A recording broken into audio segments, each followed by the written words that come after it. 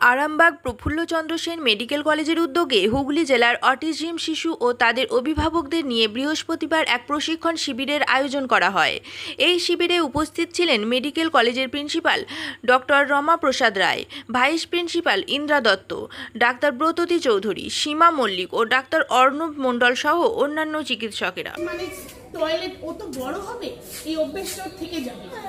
ও 15 বছর বয়সে হিস করবে, সেটা কি সোশ্যাল অ্যাপ্রোপ্রিয়েট? সেটা কি অন্য বাইরের জায়গায় অ্যাকসেপ্ট করবে না।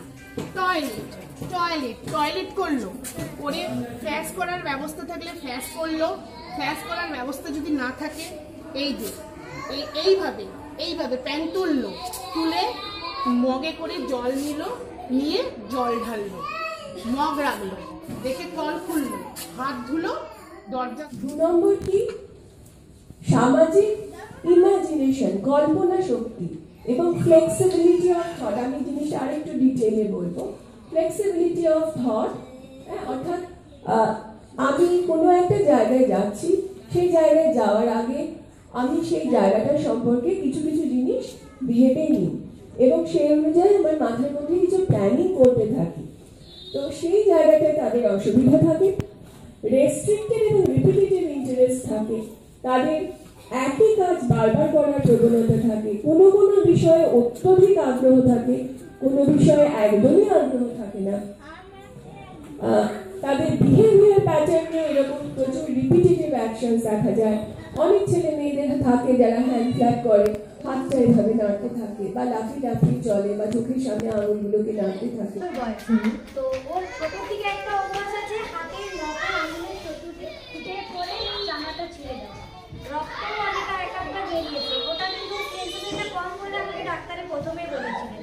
আমি মাঝে কোনো ভ্যাসলিন বা স্টিকি জাতীয় কিছু লাগিয়ে দিলে তখন বন্ধ রাখে, নর্মালি করতে থাকে। তাও এখন একটু কমেছে আগের থেকে।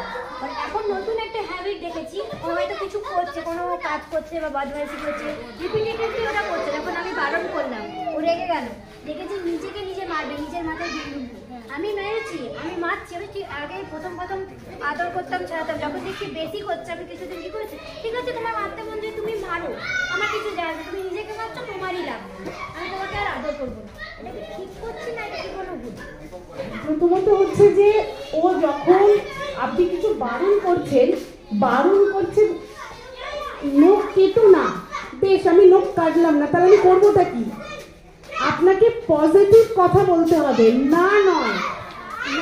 নাটা বলছি না, অন্য কিছু করতে দিচ্ছি। হ্যাঁ, ওই জিনিসটা ও করছে। ও যখন দেখছি যে বদমাইশি করছে, ওটা বললেও নিজেকে মারছে, তখন ওকে বলছি আয় এইটা করবি, আয় ওটা করবি।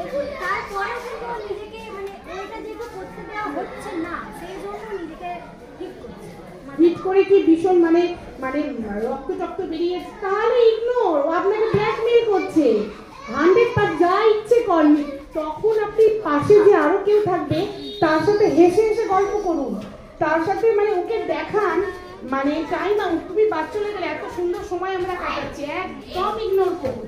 এবং ও যেগুলো ভালোবাসে সেগুলো, যেমন ধরুন ও হয়তো বেশ কোলে বসে গল্প করবো, অ্যাটেনশন নেবো, 100% বাদ দিয়ে দিন। দিয়ে হাজবেন্ডের সাথে বা বাড়িতে শাশুড়ি বা ও দাদু ঠাকুমা যে হবে, তার সাথে হেসে ভীষণ সুন্দর গল্প করুন। এবং এইভাবে নয়, এইভাবে দেখছে সেটা বুঝতে দেবেন না, দেখবেনই না, যা ইচ্ছা কর। শুধু হাতের কাছ থেকে হার্মফুল ছুরি, কাঁচি, কেরোসিন তেল, হার্মফুল কিছু রাখবে না, যাতে ও আঘাত পায়। তুই যা ইচ্ছা কর, একদম ইগনোরেন্স যে কি মারাত্মক জিনিস, একমাত্র যে হয় সেই বুঝি। সব ছেড়ে ছুড়ে আমরা তো পালাবই, ফুল স্পিডে দৌড়ে যাবই, আমরা খেলবো, শিখবো, পড়বো, নাচবো, নতুন বন্ধু পাতাবই।